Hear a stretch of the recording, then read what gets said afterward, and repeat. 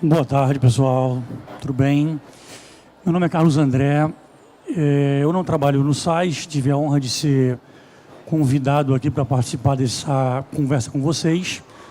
Eu sou dono de uma escola em Natal, Rio Grande do Norte. Sou professor de Física e Matemática. Então, meu objetivo aqui, está aí minhas redes sociais, para quem quiser depois trocar uma ideia.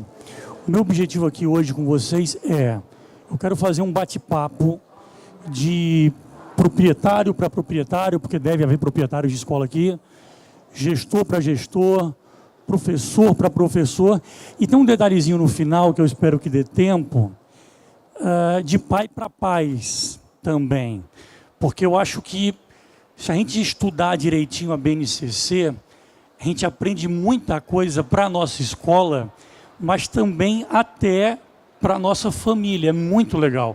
Eu, inclusive, aprendi muito. Vou mostrar isso para vocês daqui a pouquinho. Está aí o tema da minha palestra, né? BNCC, uma grande oportunidade disruptiva. Não sei se todo mundo já se acostumou com essa palavra. É a palavra da moda. É a palavra da moda. Esse aí é o fundador, né? O criador do termo, né? Supondo que alguém não tenha escutado ainda, com certeza vocês vão escutar muito a partir de agora. Cada vez mais está bombando no mundo inteiro. Evento disruptivo, aquilo que altera as regras do jogo, aquilo que pode permitir que o Davi derrote o Golias. Eu quis chamar a atenção para esse ponto, botei até aqui replay, porque esse é um ponto muito importante. Pode permitir que o Davi derrote o Golias. Deve ter pessoas aqui nesse grupo que são o Golias do seu mercado, da sua região. E deve ter pessoas aqui que são o Davi, né? Então, sendo A ou B, a gente tem que saber tirar proveito desse momento. Então, quero contar uma historinha aqui para vocês rápida.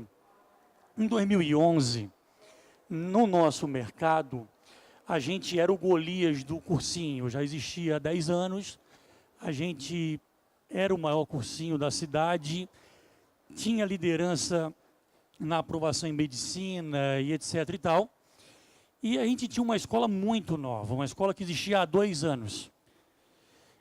Então, na escola, a gente era o Davi, querendo emplacar a escola e com um cursinho bombado há muito tempo. E aí, nesse ano 2011, surgiu uma oportunidade disruptiva, que era o fim do vestibular. O vestibular acabaria e, a partir de então, passaria a ser o Enem. E uma coisa engraçada, todo mundo aqui deve ter vivenciado isso, né? Lá no nosso sistema, muita gente gastava toda a energia e todo o tempo só para esculhambar com o Enem. Só para fazer lista do que não era bom no Enem. Só que eu adoro essa frase aí, não adianta amaldiçoar a escuridão, tem que acender vela, ou seja, vai ser Enem, já era. Não adianta ficar se lamentando. Você tem que conhecer as regras do jogo e se preparar para tirar vantagem do novo momento. Eu chamei meus professores e falei, galera, quem ficar entrando em sala de aula para ficar botando pânico em aluno, detonando o Enem, vai sair da escola, é simples.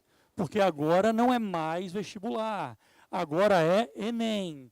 Ou a gente aprende a tirar proveito do Enem, a gente começa a entender, conhece as regras do jogo, ou então a gente perde espaço, ou alguém aqui vai perder o emprego. Eu até criei um termo que ficou bastante conhecido lá nos nossos bastidores, que era viúvas do Enem. Eu dizia, vai surgir muita viúva do Enem. Professor que não quer dar aula nova, vai virar uma viúva do Enem. Diretor, coordenador, idem. Escolas, idem. Eu previa isso. Muitas escolas perderão espaço porque não vão se adaptar ao modelo novo. E claro que aconteceu. Não é porque o cara é adivinha, é porque é o óbvio, né? É fácil perceber isso. Quem não leu esse livro ainda, esse livro é um best-seller mundial, tá, pessoal? Então, se pelo menos todo mundo sair aqui da nossa conversa de hoje com esse dever de casa, já valeu. Esse livro todo mundo tem que conhecer. Pode passar, por favor. Olha só, Estratégia do Oceano Azul, o nome do livro.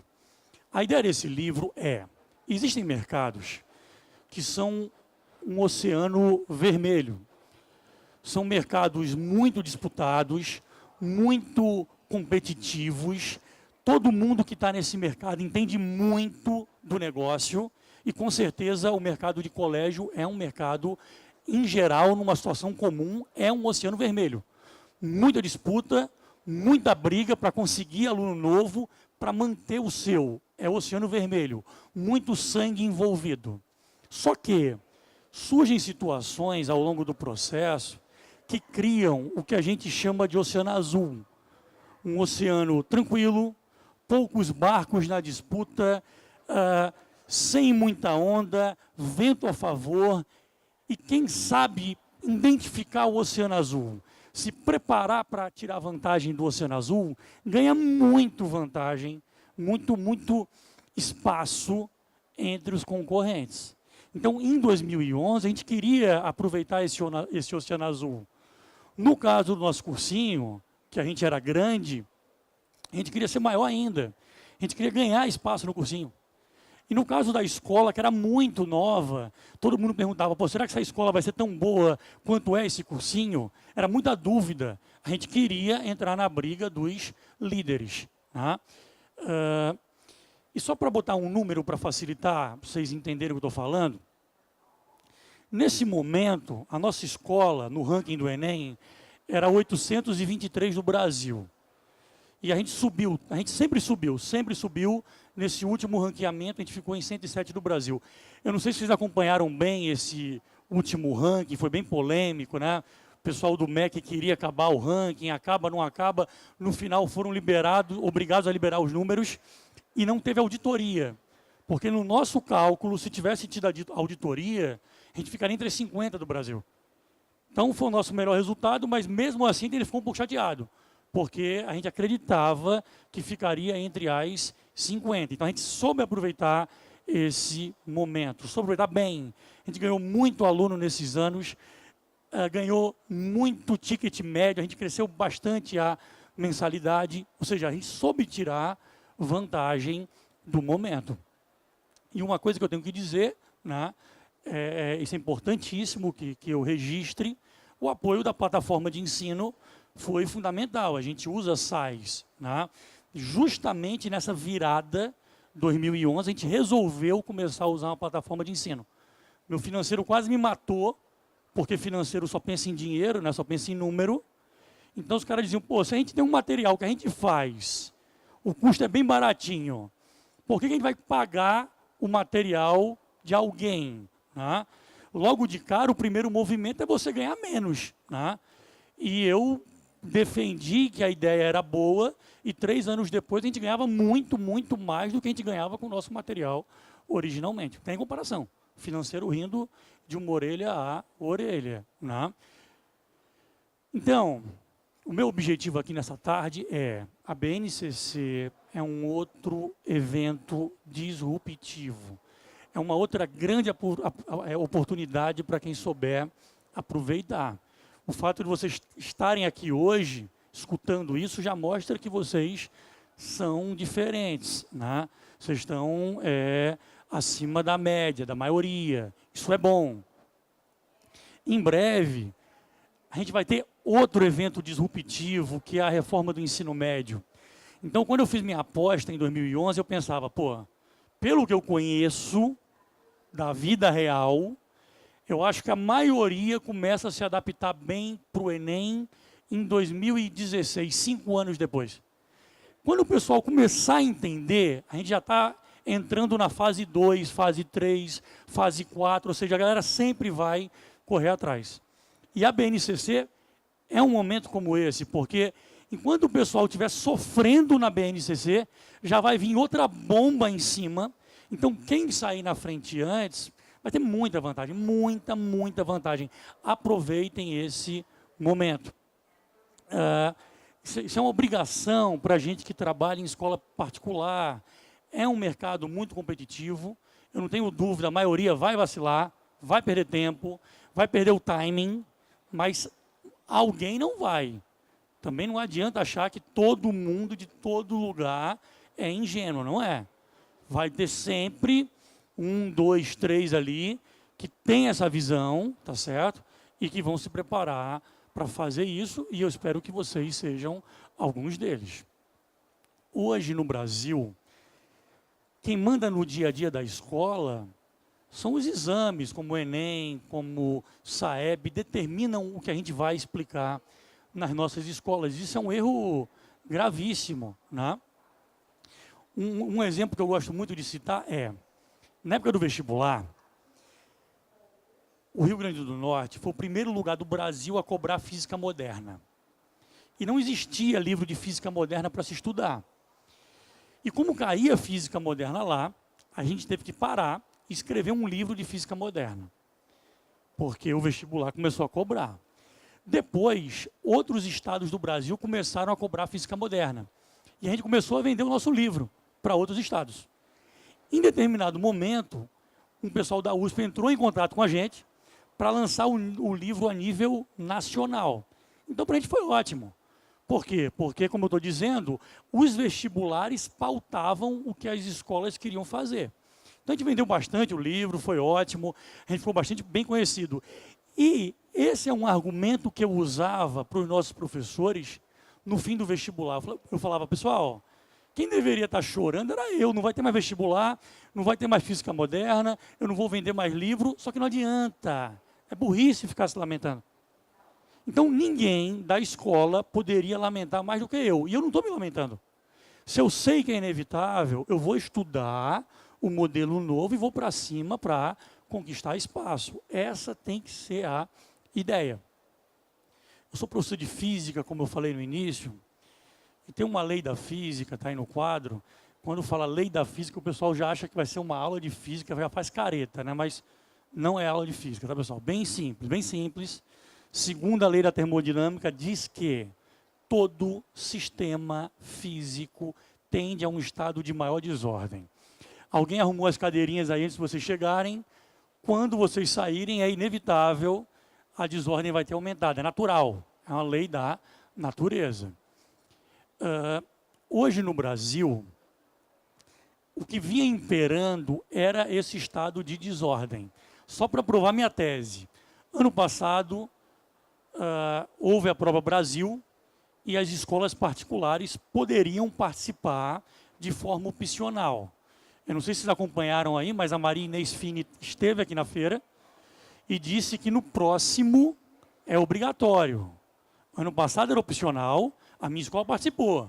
Por quê? Porque eu enxergo aqui um novo momento de disrupção. Então já começa a me preparar antes. Eu não espero oficializar para descobrir como é que faz.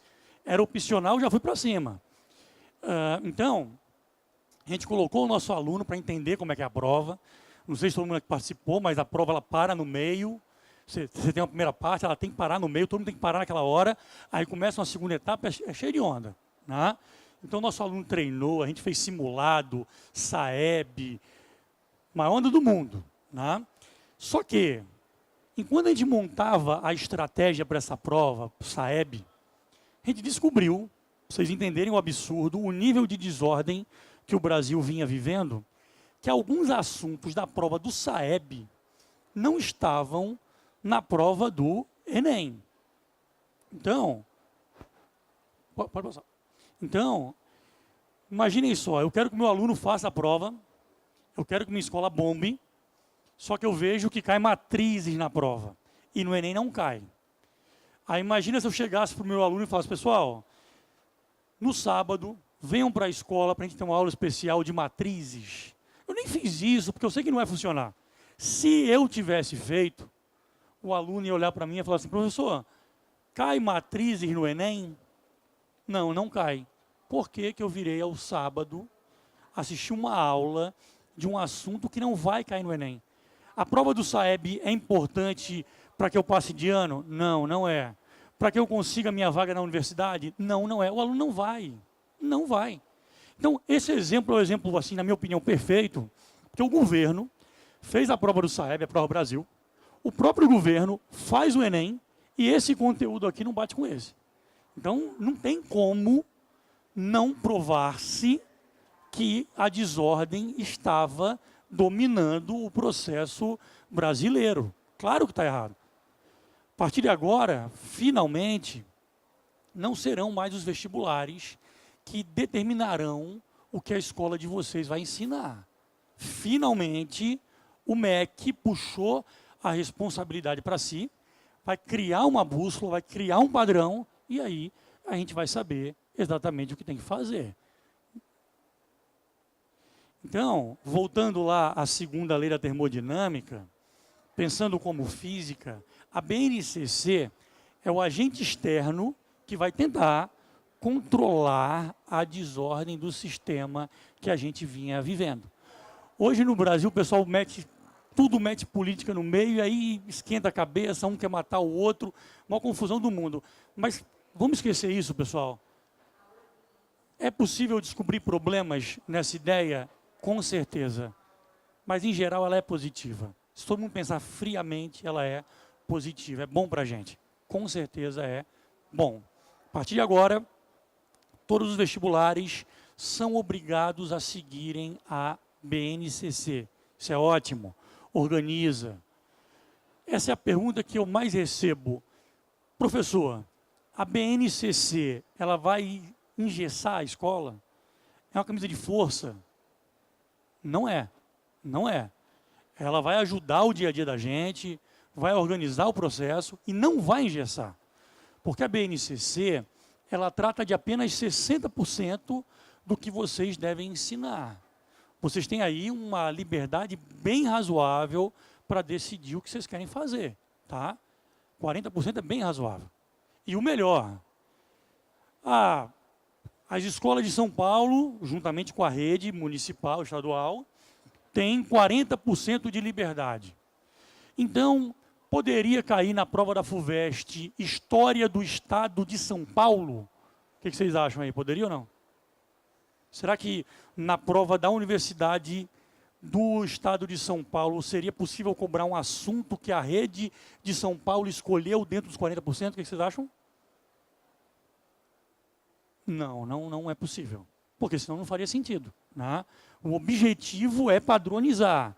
Então, o aluno estuda no Rio Grande do Sul, se ele quiser fazer FUVEST, ele disputa em pé de igualdade. Ele estuda em Manaus, quer fazer FUVEST, disputa em pé de igualdade. Porque senão acaba virando reserva de vaga. Concordam comigo aí? Que física moderna, inclusive, durante muito tempo foi reserva de vaga para a gente. Inclusive, por isso que os estados vizinhos começaram a cobrar também. Porque a gente sabia que dificilmente alguém de um estado vizinho conseguia passar, por exemplo, em medicina, sem ter estudado física moderna. Outro exemplo da liberdade. O inglês, a partir de agora, é a língua oficial. E a obrigatoriedade é a partir do 6º ano. Mas, esse exemplo é muito bom. Com certeza, principalmente nas escolas do sul do país, elas devem escolher espanhol dentro dos 40% de liberdade delas. Por quê? Você pega o Rio Grande do Sul, faz fronteira com 2 países de língua espanhola. Então, existe uma motivação cultural para se estudar espanhol lá. É natural que o aluno queira saber espanhol e que a escola faça essa opção. Então, existe essa liberdade. Não é camisa de força. Outro exemplo bem legal, filosofia, sociologia, não são obrigatórias no Fundamental 2. E na nossa escola, por exemplo, a gente vai continuar ensinando normalmente filosofia e sociologia, no Fundo 2. Porque a gente acha que é estratégico, acha que o aluno evolui bastante com o estudo dessas disciplinas e com certeza será uma das nossas opções dentro da margem de opção que a gente tem. Outro ponto que é um ponto chave, pessoal, a favor da BNCC. Quantidade não é qualidade. No Brasil, o aluno é obrigado a estudar 42 tópicos de matemática. Na Finlândia, que é o exemplo que sempre se usa, né? Eles estudam 14 tópicos de matemática. Ou seja, o aluno brasileiro estuda muito mais matemática do que o finlandês. Quem é que sabe mais matemática? O brasileiro ou o finlandês? O que vocês acham? O finlandês. Eu podia ter botado Coreia, mas aí já era humilhante, né, pessoal? Coreia, Japão, China é brincadeira.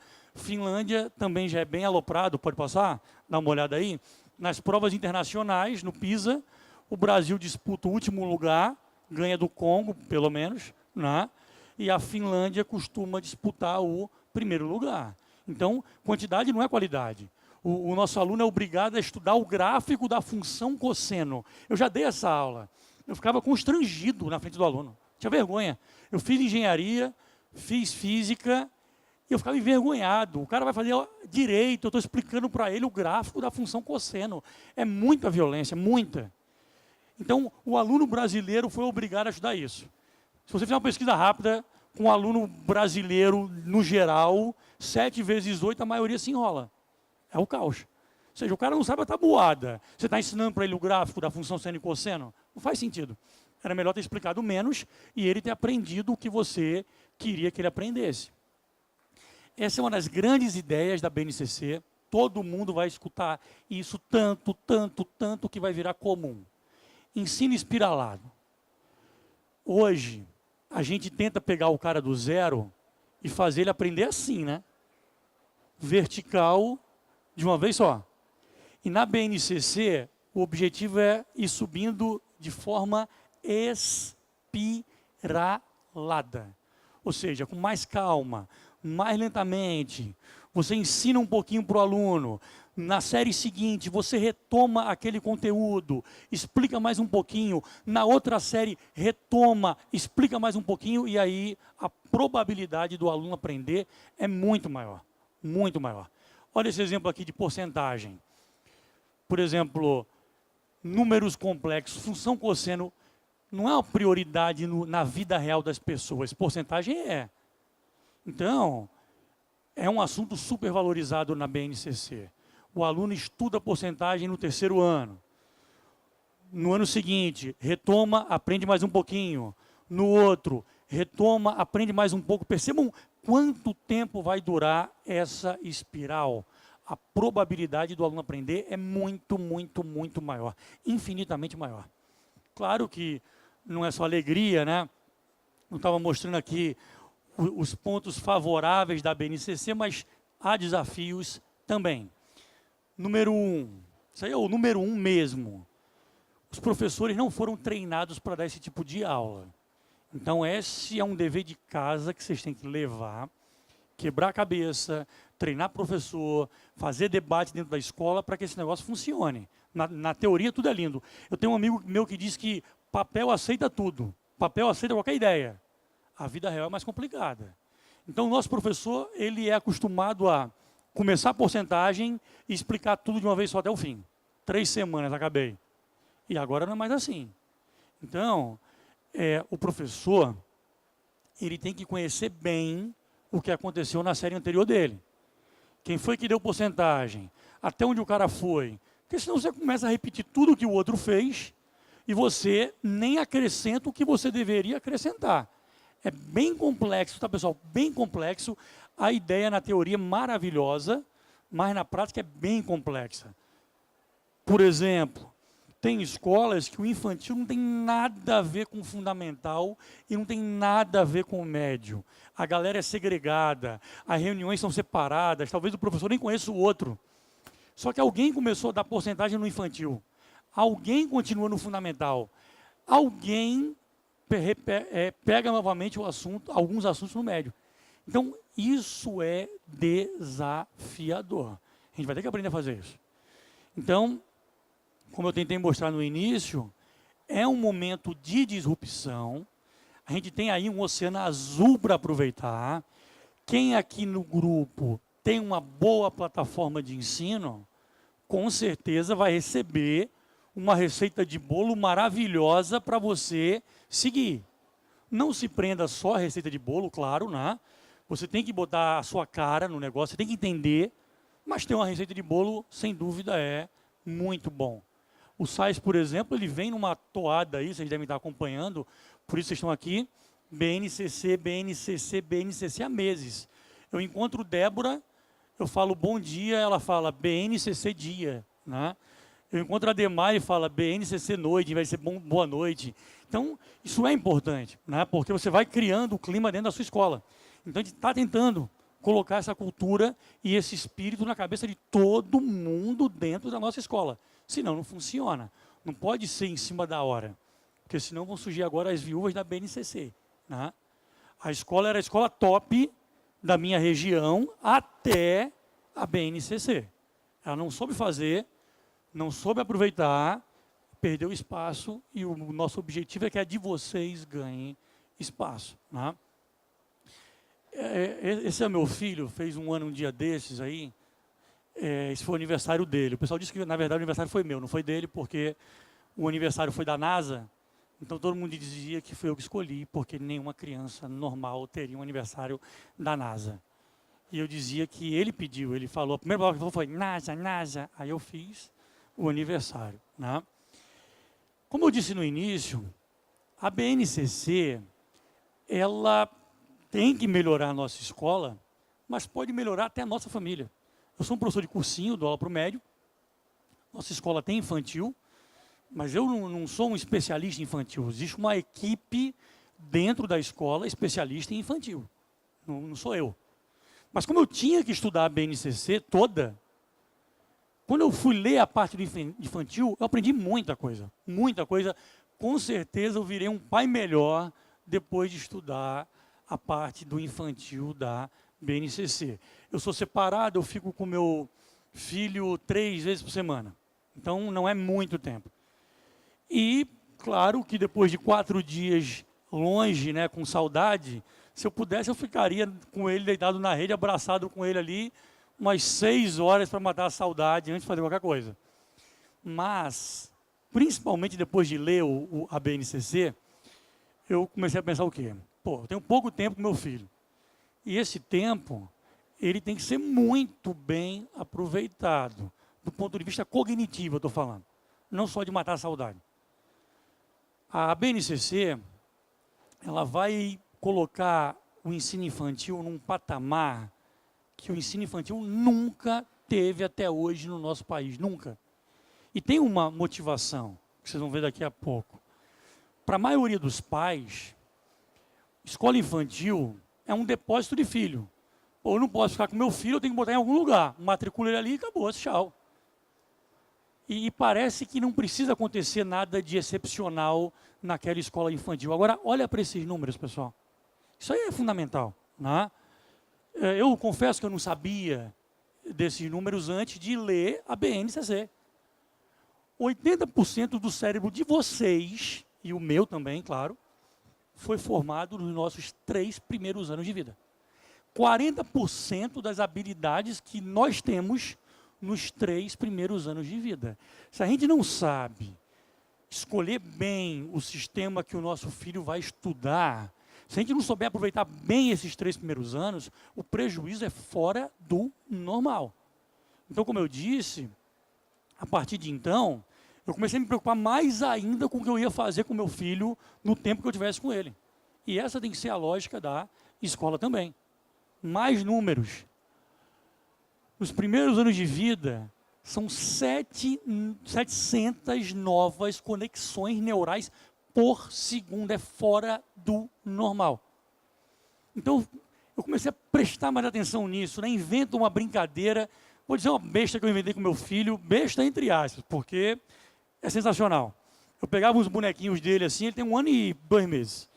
Pegava uns bonequinhos, botava no lugar aqui, aí eu falava para ele assim, Pocoyo, Pocoyo, Pocoyo, Pocoyo, Pocoyo.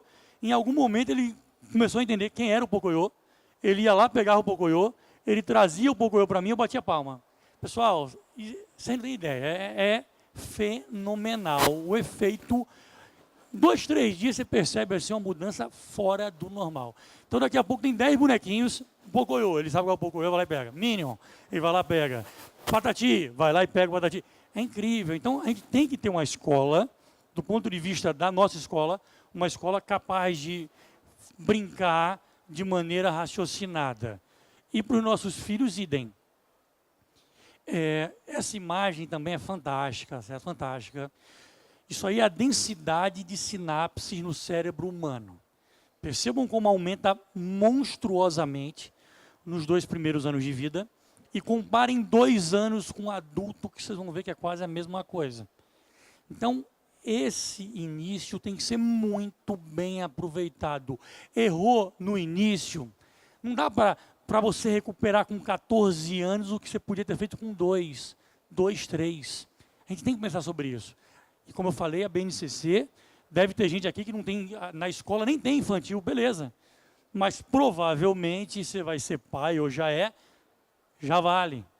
É isso que eu quis bater, né? Então, o quanto o cérebro da criança vai evoluir nesse período depende muito da qualidade da interação que ele recebeu. Não só na escola, mas em casa também. Essa frase é muito legal, né? Brincadeira é coisa séria. Pessoas estudam a brincadeira que você deveria fazer com seu aluno de 1 ano, com seu aluno de 2, de 3, com seu filho. E a BNCC é uma bússola maravilhosa para isso. Maravilhosa.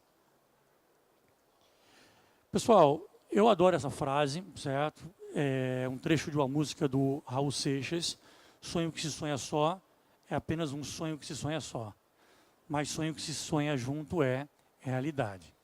A BNCC é, sem dúvida, um sonho, tá, na história da educação brasileira.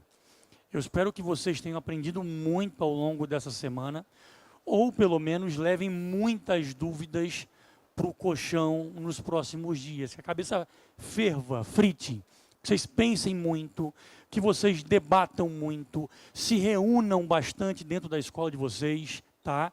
E comecem a espalhar esse vírus do bem dentro da escola. Vocês podem mudar a escola de vocês e, consequentemente, mudar a história da educação do Brasil. E se vocês estão aqui agora é porque vocês têm esse desejo dentro de vocês. Eu queria, então, agradecer muito pela paciência de todo mundo e pedir uma salva de palmas para todos vocês aí por terem gastado essa folguinha para assistir essa palestra. Muito, muito, muito obrigado. Valeu.